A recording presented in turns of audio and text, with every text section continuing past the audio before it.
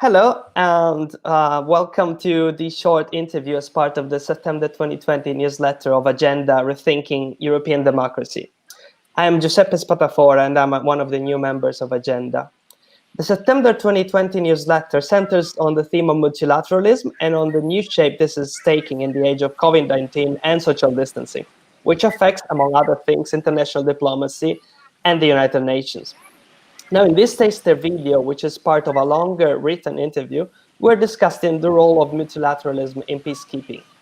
As you know, multilateralism is one of the foundational pillars of the United Nations peacekeeping operations, epitomizing the idea that the international community should act in unison to resolve issues of international peace and security. Yet, how does multilateralism affect these operations? What are the trends?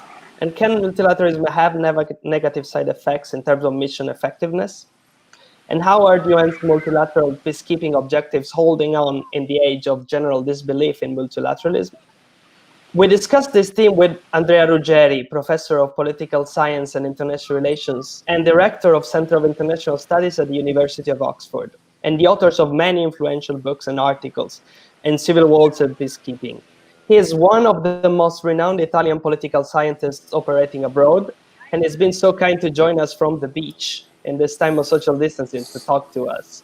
Now, Professor Ruggeri's newest book, Composing Peace, co-authored with two other brilliant Italian political scientists, Vincenzo Bove and Chiara Ruffa, asks whether diversity in the composition of UN peacekeeping operations affects the mission's ability to resolve conflicts.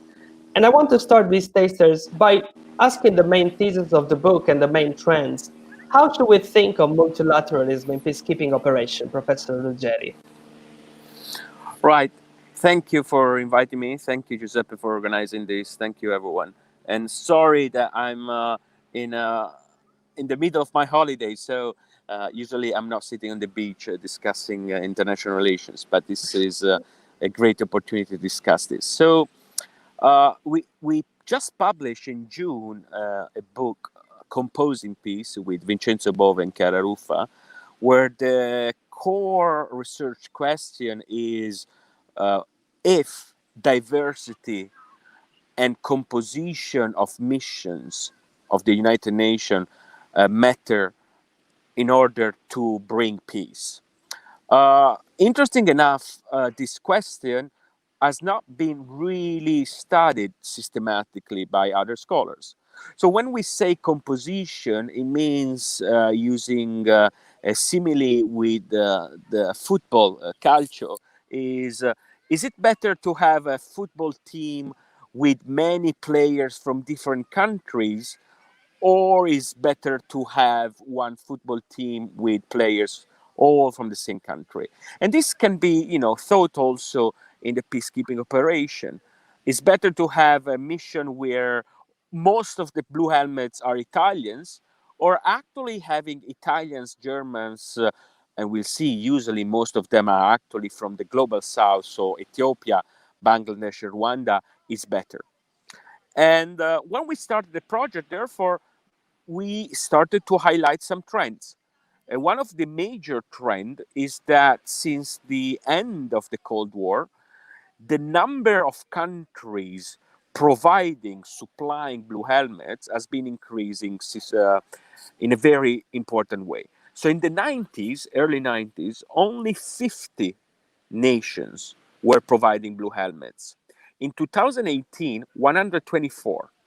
So clearly, the UN peacekeeping operation started to have more and more different military culture, military training. This trend correlates also with the increase of blue helmets deployed in the world.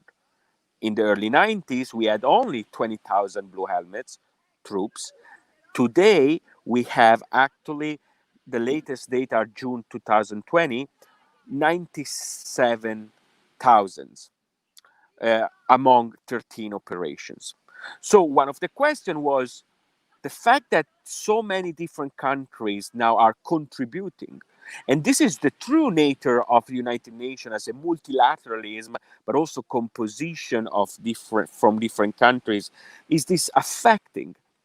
And our thesis was mostly an empirical question, and we started to study different levels. So diversity among the blue helmets, so the boots on the ground, diversity between the leadership, so for instance, the force commander, that is the military leadership, and the special representative of the Secretary General, that is the political leadership. And of course, we had several different findings that I don't know if Giuseppe, then we can explore later, or if you want to pose more specific questions. We are happy to, have a fundamental understanding of what the main findings are, because these are quite surprising. They can help us illuminate how a UN peacekeeping operation is in terms of multilateralism and how it actually affects what happens on the ground. In fact, does it help with preventing violence, which is the goal of many peacekeeping operations? Let me pass a bit of the academic professorial jargon. So what we study are two main outcomes. One outcome is protection of civilians. So looking at whether these different features of the mission affect the number of civilians killed by the rebels or government. And the other outcome that we are studying is battle deaths. So the number of killing between belligerents, okay? So to be clear, so we want to see two different phenomena. One is violence against civilians, and one is the violence between belligerents. And when we study that, we look at different level of analysis because, most of the literature has been suggesting or asking the question, if there is presence or not of peacekeepers matters. Whereas once you start thinking about diversity and composition, you open a box. It could be a Pandora box, but we try analytically to clarify. So first level, analytical level, is diversity within the blue helmets, so the troops. What does it mean? If we have 1,000 blue helmets, does the composition coming from different countries affect or not how they protect civilians? And actually, we find that diversity, so of different nationalities and national armies, has a positive impact in protecting civilians. Then we use different methods. We use statistical methods, but also Chiara Ruffa has done a lot of field work. We do also interviews. One of the most interesting aspects that we find is that diversity, that of course could also jeopardize the mission, because diversity comes with different language, problem of communication, with different even logistical aspects, different coordination costs. But overall, what trumps are positive effects, because we figure out that actually one aspect is having different skills in different situations can help. So there are some peacekeepers that are less risk adverse, and when they have to be very proactive, they can be able to resolve a situation. But there are also peacekeepers with a different background, for instance, on mediation. And diversity brings different skills. Another very important aspect we found is an aspect of monitoring. So we cannot just say that United Nations and peacekeeping comes with a positive story. We know that peacekeepers, because our soldiers and there are problems of monitoring sometimes, they have been misbehaving, having misconduct. And therefore, one very important aspect is monitoring individuals. And more diversity means more nationalities, and it means less, perhaps, level of collusion. And therefore, if there are different contingents from different nations, they can monitor each other's and trying to limit misconduct that actually would not lead to trust toward the local population. So first, we find that diversity among the blue helmets is important. Then we look at the diversity in the leadership. When I say diversity in leadership, what is interesting is that first we discovered that we were the first to collect data on force commander and special representative. So the United Nations do not provide a full and comprehensive data set on who has been the force commanders, that is the top military in a mission, and the special representative, that is the representative of the UN Secretary General in the country and the mission. And so we started collecting the data. A very interesting trend is that there is a very clear division. Most of the force commanders are coming from the global south. If we look at in the past 30 years, the top three nationality are Brazil, Pakistan, and India for force commander. If we look at special representative, the top three nationalities of these more than 100 special representatives are US, UK, and Germany.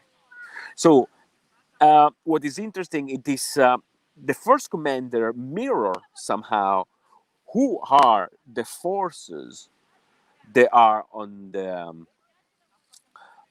present in the country, because another important trend to know is that in the 90s, it's true the top three providers of peacekeepers were Canada, Finland, and Norway. But in the past 20 years, the top providers of forces for the missions are from the global south. As June 2020, Ethiopia is the first country to provide the most of the peacekeepers, then Bangladesh, then Rwanda, then Nepal, and India. In the top 10 now, there is no European country.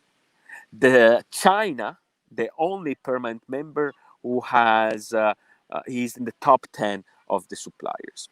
So very interesting when you start looking at this data, we found actually diversity in terms of language, but also past history can help between the leadership.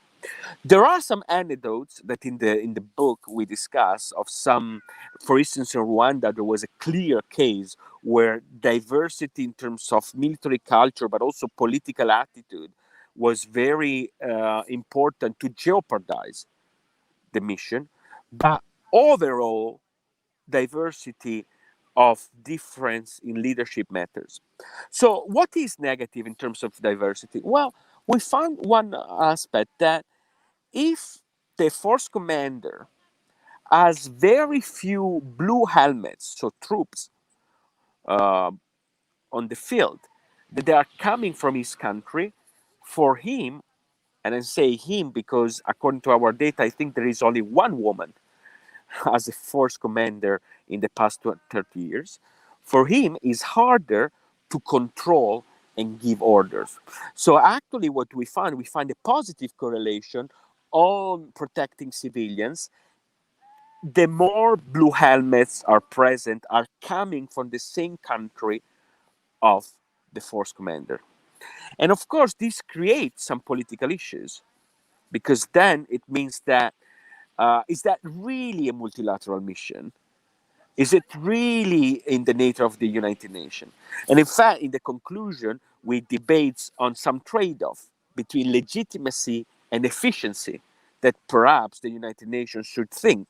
And if we really wish to push this, it means that maybe we should think about a permanent United Nations army rather than an army that is not permanent. And every time the UN peacekeeping department has to go around, or someone will say beg around countries to provide suppliers. The last findings that we have is a finding what we call horizontal diversity. So the diversity of the countries that are coming as a blue helmets with the local population.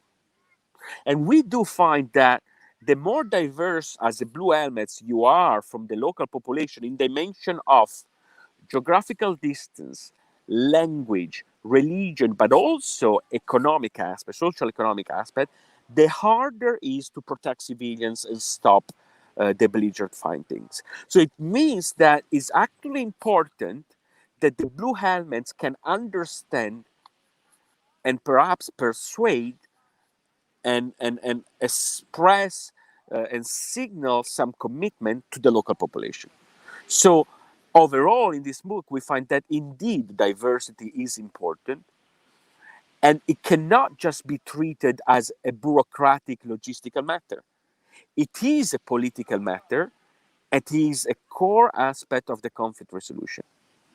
Wow, this is a fascinating story, and it's important to, I think, in my opinion, to show that multilateralism is not just something that is taken from the sky and applicable, but it actually has a lot of nuisances to apply, and this applies to a lot of phenomena, not just peacekeeping. But we saw how in peacekeeping it can be a nuance, and I believe that our listeners will be thrilled to read the rest of the book now that they got a taster. Now, I would like to apologize for moving into an area which has fewer empirical findings, but to ask about the present. Now, the norm of multilateralism, one of the central pillars of the post-World War II international architecture, has received severe shocks over the last 4 years, and the most recent of which this year is the COVID-19 pandemic. Now, in your opinion, based on the few empirical data and your experience, can we expect any changes in states' willingness to participate in multilateral peacekeeping operations in light of these changes? Right. So, Giuseppe, I think there is only one way to make a right prediction, and the only way is not to make prediction. So I'm not going to make any prediction because I don't like to make mistakes, and also because empirically we don't have enough elements. We can have some speculation, and recently some colleagues have been writing, I think Raul Caruso, Han Dorus, and Vincenzo Bove have been writing about some possible aspect of the post-COVID. So I think there are some logistical issues that we can clearly see, in the sense that is it really possible social distancing? Is it really possible to do what we find as important mechanism of conflict resolution, such as persuading and communicating and mediating with the risk of COVID?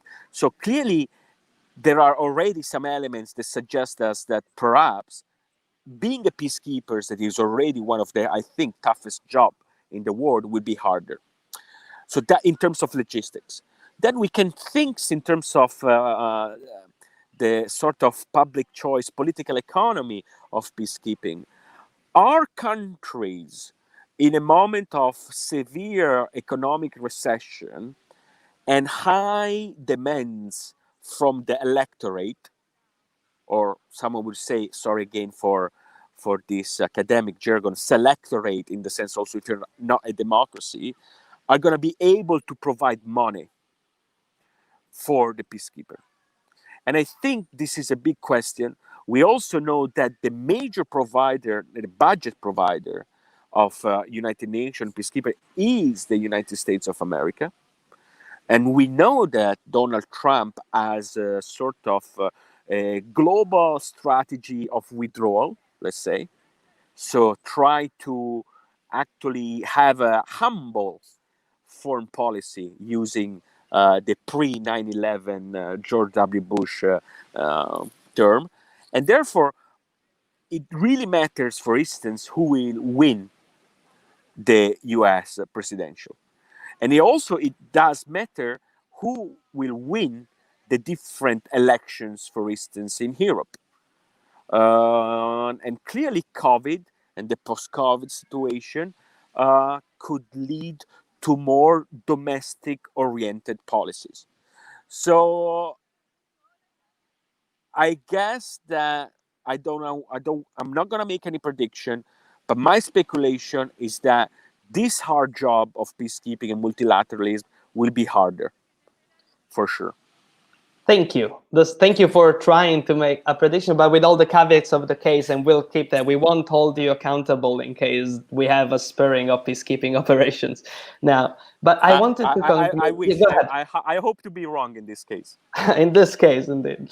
I want to conclude by, in order not to take too much time away from your holiday, by asking about two hotspots that are quite close to our audiences and our work, which is Syria and Libya, which have not seen major multilateral peacekeeping or peace enforcement operations. So my question is, do you have any insights on these cases that can tell us what needs to change in order to make these missions possible, or what should have changed in order to make other missions possible in the case of Syria and Libya?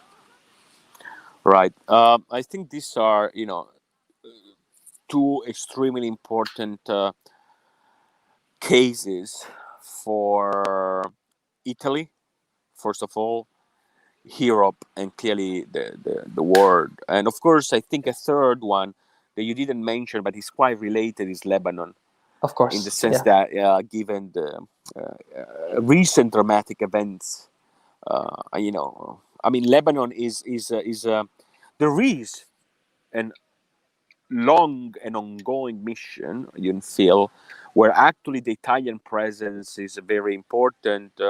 I think we are just less than 800 troops, but we had, as country, for many years, very important generals like Graziano, Serra, um, as first commanders. And the problem of Lebanon is that is also very close to Syria, and the Lebanese population has suffered a lot the refugees flows. So I think these are three countries that, if I had some possibility to advise the policymakers, especially in Italy, things that I don't have. So I don't have any of these powers. Say you should really keep an eye. For instance, in Libya, our foreign minister a few months ago, he suggested that we could deploy an European mission, peacekeeping mission, using the Lebanon model. I wrote on an Italian newspaper with Chiara Ruffa that this was wrong. Was wrong in the sense that first, the mission in Lebanon is not European, is UN. The few European mission we have are very thin on the military aspect, and clearly Libya, if there will be a mission, would need a strong presence, military presence. And so I think actually the debate about multilateralism and peacekeeping mission in Libya has been at least superficial. I think there's not been a clear strategy. Also, because other countries such as Russia and Turkey have been unilaterally moving. So, I mean, Libya is clearly one case where multilateralism is failing, and the European Union and other major power is really struggling to deal with. About Syria, something that I think many don't know is that Syria had one attempt of a UN mission. It lasted only a few months between April and August 2012. It lasted very few months for a couple of reasons, because there was eventually a peak in violence, and this mission, as a mandate, had a very limited mandate. Was only, if I recall, the mandate was only about observers, so nothing about interpolation or just putting the troops between belligerents, or having some enforcements, were less than 300, I think maybe 380 unarmed blue helmets in something like 8 or 10 locations in Syria. And so these mandates, this resolution, created a mission that, according to almost the most recent research, suggests this is the wrong recipe. Is the wrong recipe because observer and very tiny, small deployment don't help.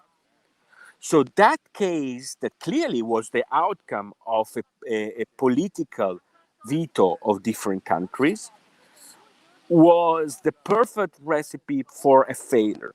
A failure then, of course, then has been delegated to the United Nations, but was clearly a failure due to responsibility of national interest of superpower, in premise Russia. Well, this is a lot to think about and take on, and in order to understand how to improve the record of the United Nations in helping and preventing the escalation of violence in several countries, and on the role of multilateralism in doing so. Now, I thank you. I thank Professor Andrea Ruggeri very much for his commitment to helping and talking to Agenda even during his holidays. And I suggest all the readers and the listeners to make sure to look for the upcoming written interview with Andrea Ruggeri on Agenda's online magazine, to read the book on composing peace, and to stay in touch for additional events by Agenda on this and other topic. Thank you very much. And now we'll close the broadcast. Thank you, Giuseppe. Thank you, Agenda. And thank you for the service to actually discuss more about international politics and foreign policy in a country where this topic is not really discussed. Thank you. Fascinating. Thank you very much for your contribution Bye. to this. Goodbye. Thank you.